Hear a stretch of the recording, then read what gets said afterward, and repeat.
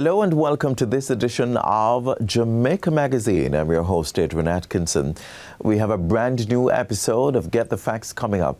Yes, the Minister of Labour and Social Security is talking to us today about the Programme of Advancement through Health and Education, PATH, if you will. And we are still looking at nutrition, so stick around for that. We have lots more in store, so don't go anywhere.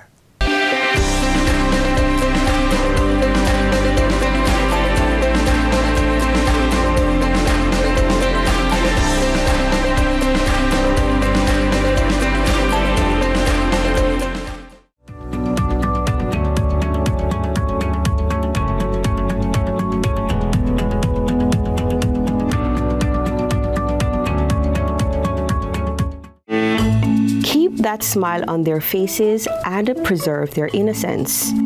Cherish the moments you have with them and create the best memories.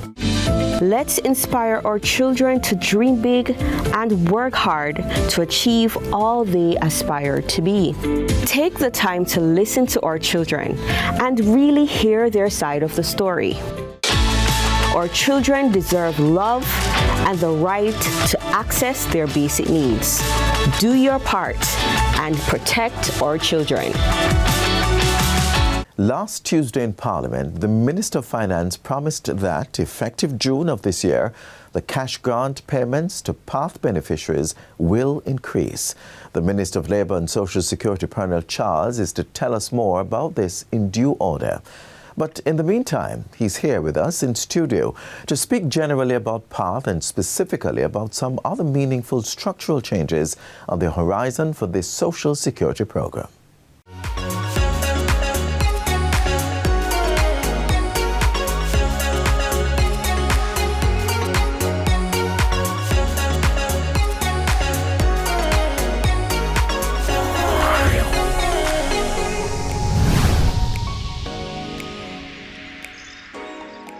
Welcome to Get the Facts, the program that provides you with information on government's policies and initiatives. I'm Theodore Henry.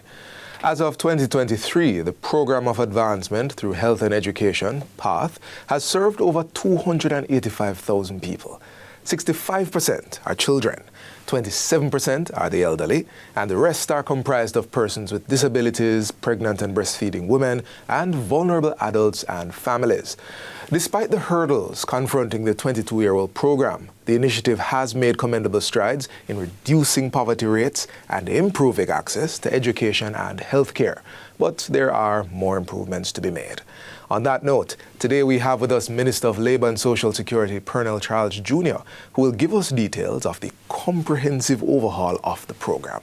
Minister, thank you for joining us. Thank you for inviting me to be here. All right, let's jump right into getting the facts.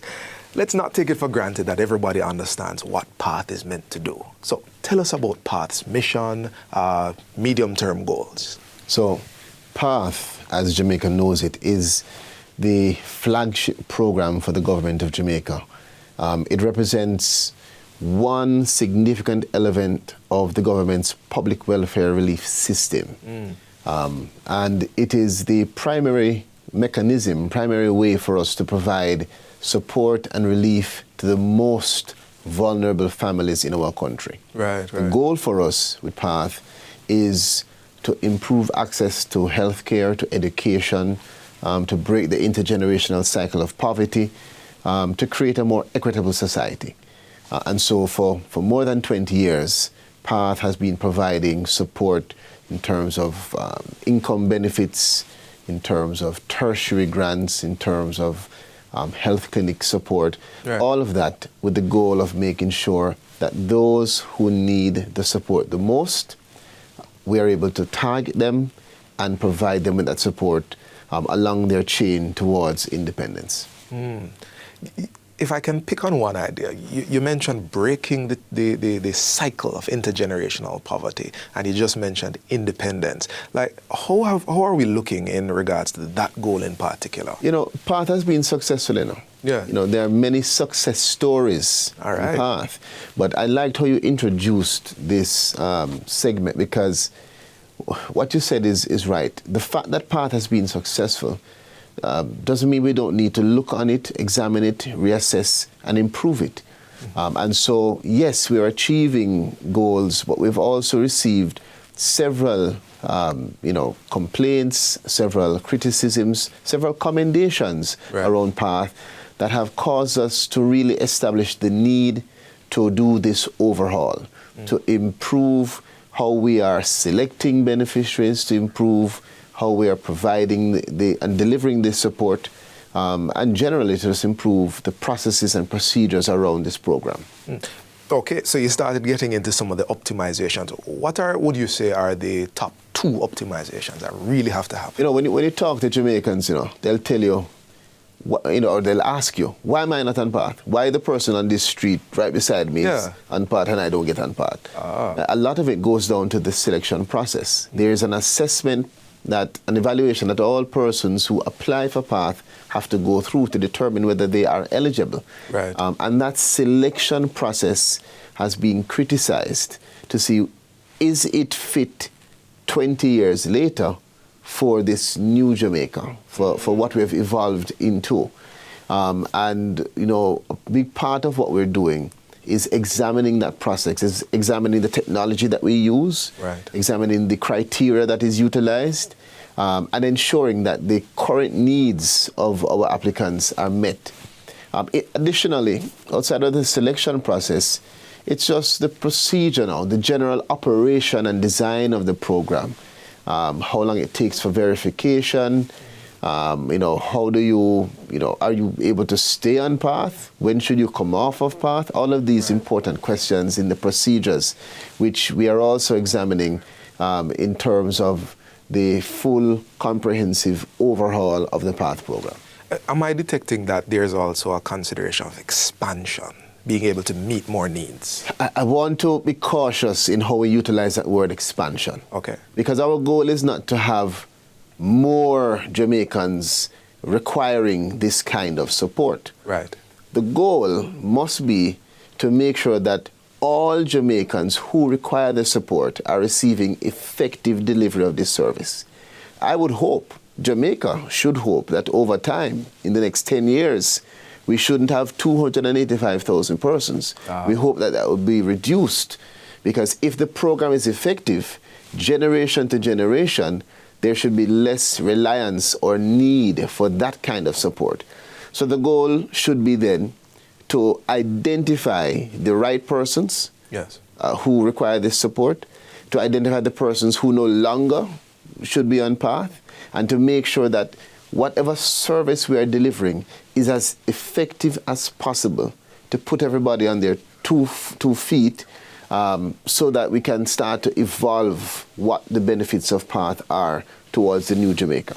I appreciate that statement. While we were saying certain people wouldn't need to be on PATH anymore, it's not because they're being removed. It's because their life has been improved. They're standing on their own 2 feet, as you mentioned. Exactly so. And that must be the goal. Yes. The goal must be to make sure that along this pathway, we're ensuring the right people are on PATH, and those that should not be on PATH are put towards either another program or are given the support through healthcare, education, or just general welfare to become their own economic independent family. And, we've seen, as I said, several success stories, several persons who have gone through the PATH program and have returned to help us in this process of the overhaul. Oh, that's nice. What role, we're almost out of time here in our first segment, but what role do you think the communication plays at this point? Oh, it's instrumental, because we have to inform people, we have to provide the accurate information. And also, it provides us a mechanism for people to know that we want to listen to them. The goal for this overhaul. Two-way sort of thing. Yes, man. The goal is not just to tell you what we're doing. Right. The real positive from this is being able to listen to people. Every single time we have an engagement, I learn something new. Like I keep on saying, this is the same thing we're going to hear from Westmoreland to St. Thomas, but it's not. You mean like in the town halls? The town halls, the smaller engagements, you always have a new, more intricate issue that arises that helps us along this pathway to defining a better path. All right. Listen, we're going to keep talking about PATH with the Minister of Labour and Social Security, Colonel Charles Jr. So don't go anywhere. We're going to come back right after the break. Stay with us.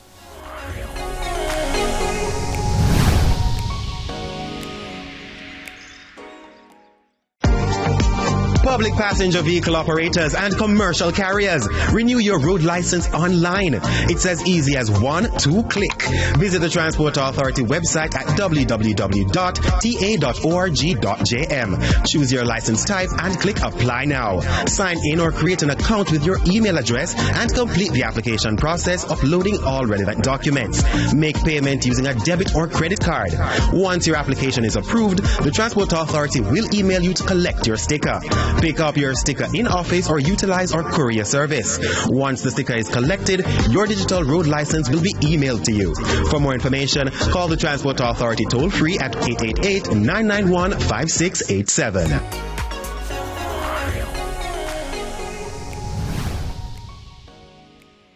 Welcome back to Get the Facts. With Jamaica moving towards modernization, a comprehensive and responsive social security program is needed. Now, this is where the Program of Advancement through Health and Education, PATH, comes into play. We've talked about plans for change, but how does one even benefit? And let's begin with that, Minister.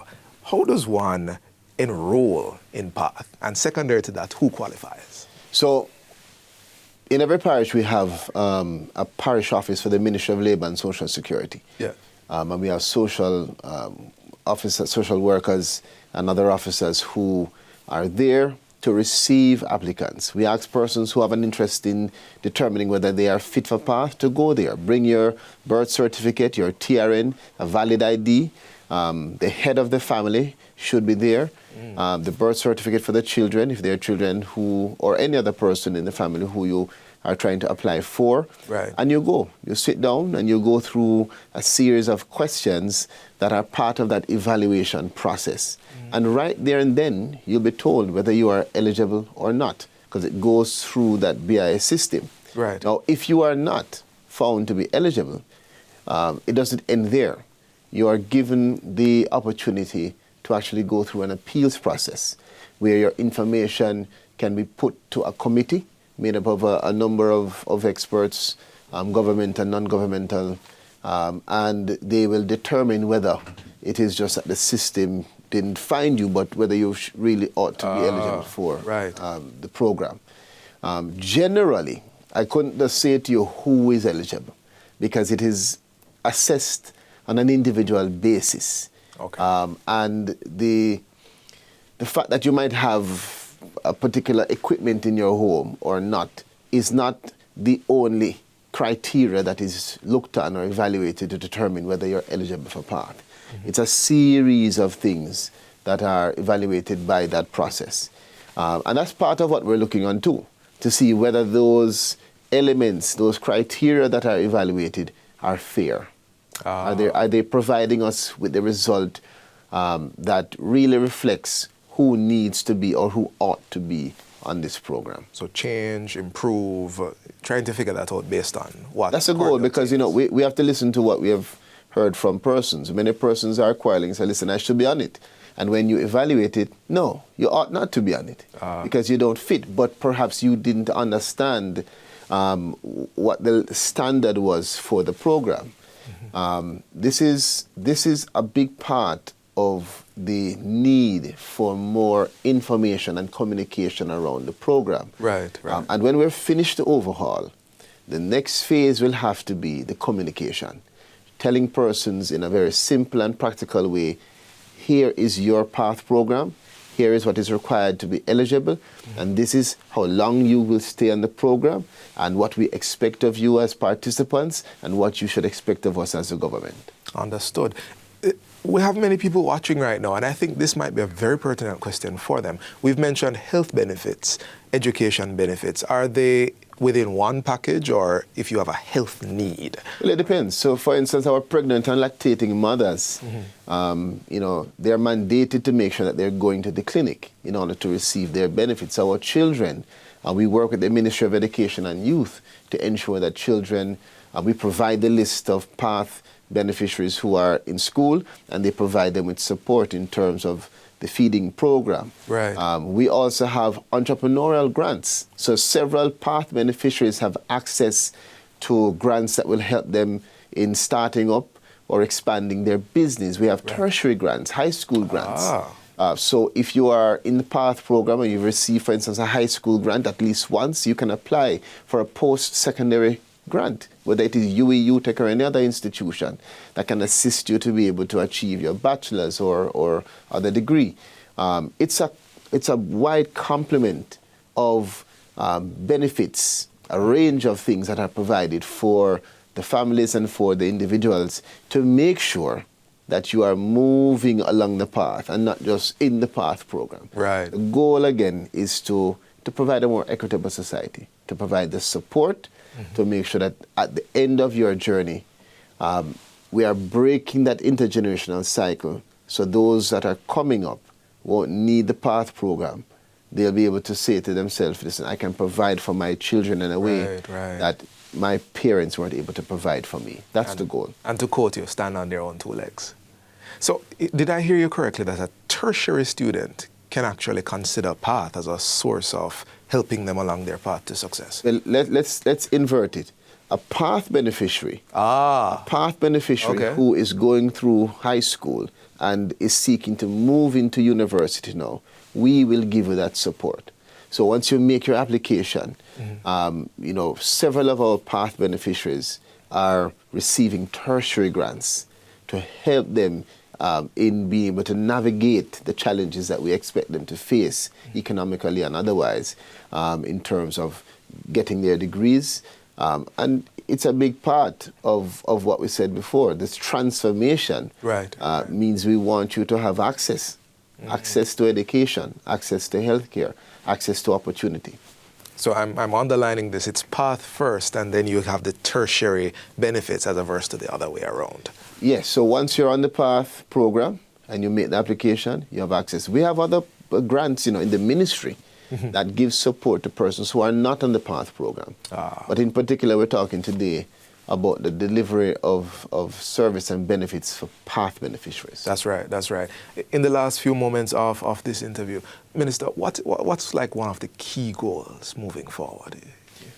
I think all in all, we want to have a Jamaica where our development is not staggered, but is sustainable and moving in the right direction. We have seen historic reduction in unemployment, increases in minimum wage, increases in pension, and all of these positive macroeconomic indicators. Now we have to focus on ensuring that the people are feeling the impact of these things.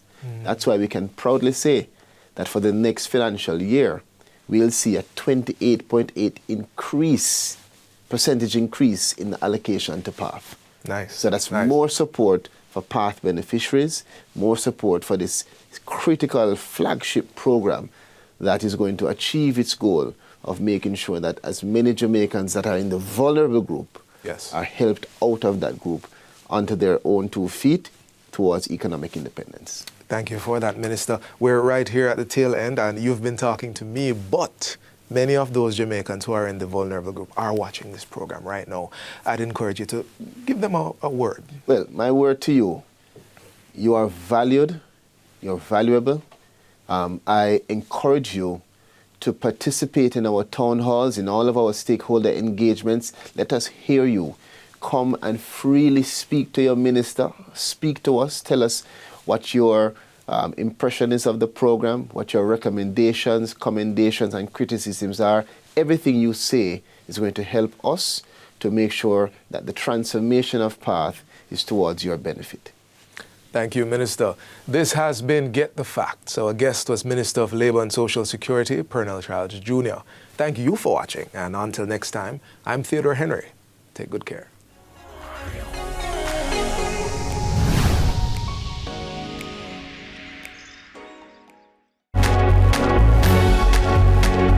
Know your numbers and control the keys to a healthier heart. Know the numbers for your blood pressure, cholesterol level, blood glucose level, and your weight and body mass index. Find out the risks they represent and what you need to do to stay healthy. Talk to your doctor and start making healthy lifestyle choices to prevent a heart attack or stroke. As we continue celebrating Nutrition Month, let's look now at the nutrients our bodies need to promote good health.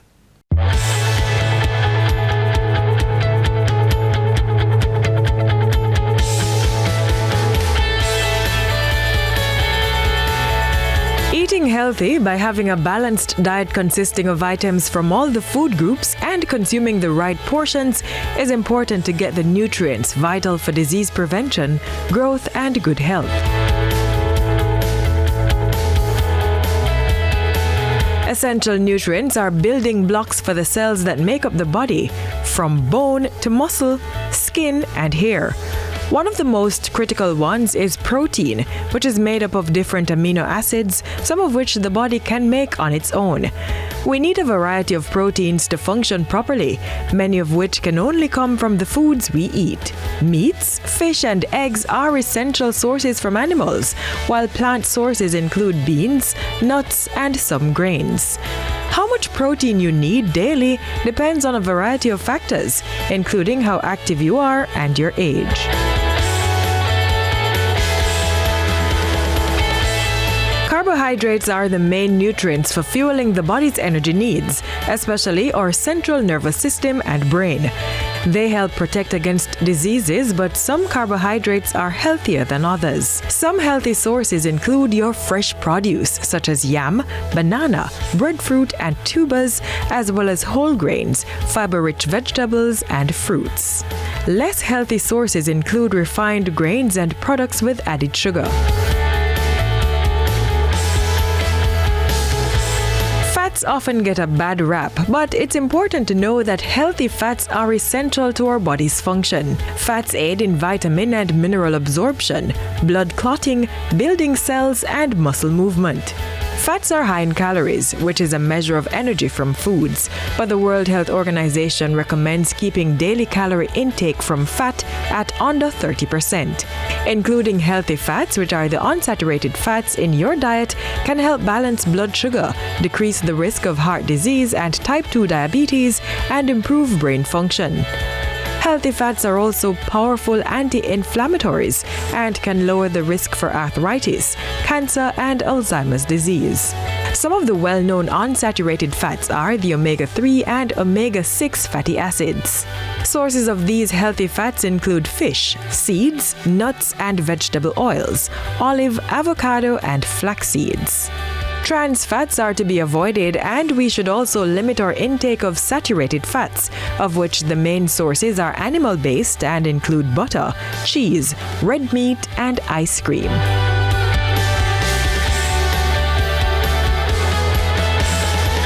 Vitamins are organic compounds essential for normal growth and are required in small quantities. There are 13 essential vitamins that the body needs, and these help lower the risk of diseases such as lung and prostate cancer. Vitamin A supports healthy vision, skin, and bones. Powerful antioxidants like vitamin C boost the immune system and helps the body heal. Eating a varied and well-balanced diet of fruits and vegetables should supply the body with the required vitamins. Minerals are also important nutrients needed for building strong bones and teeth. They help with regulating our body's metabolism and keeping us properly hydrated. The mineral calcium strengthens bones and teeth and helps with nerve signal transmission. It also helps to maintain healthy blood pressure and with muscle contraction and relaxation. Iron supports red blood cells and hormone creation, while the mineral zinc boosts the immune system and wound healing. The body also needs water, which improves brain function and mood, and acts as a shock absorber and lubricant in the body.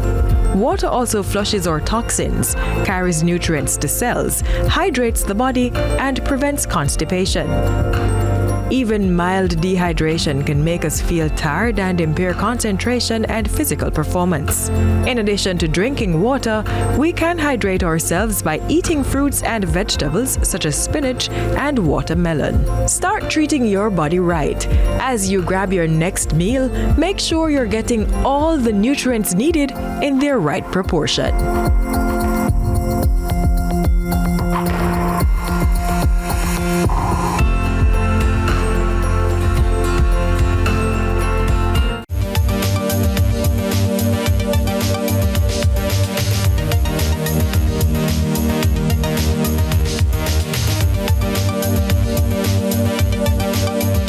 Are you protected? We're speaking about consumers and their access to information that is not only safe, but it's accurate, and it can be trusted. We're talking about data protection, e-commerce, online banking, and online fraud. The question is whether or not you can trust it. You're thinking about identity theft. You're thinking about where your documents are stored and whether or not this can also impact you from a credit perspective. You are to get one free credit report each year. Do not waste that resource. Look at it, see how you can address whatever issues it might be pointing to, whether or not it is true, yea or nay. Ask questions and seek assistance whenever possible. Do not be afraid. Ask the questions. If you are unsure, sometimes we're doing something and we get a little gut feeling and you want to draw back. Do some more investigation to see whether or not this is something that you want to undertake or whether or not it will affect you in a negative light.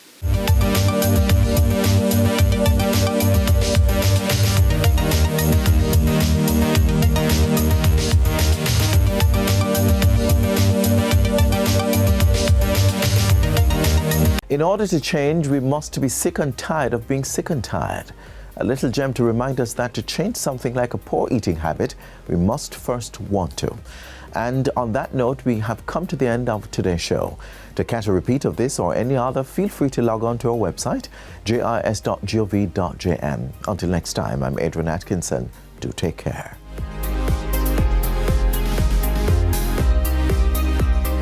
This has been a production of the Jamaica Information Service, the voice of Jamaica.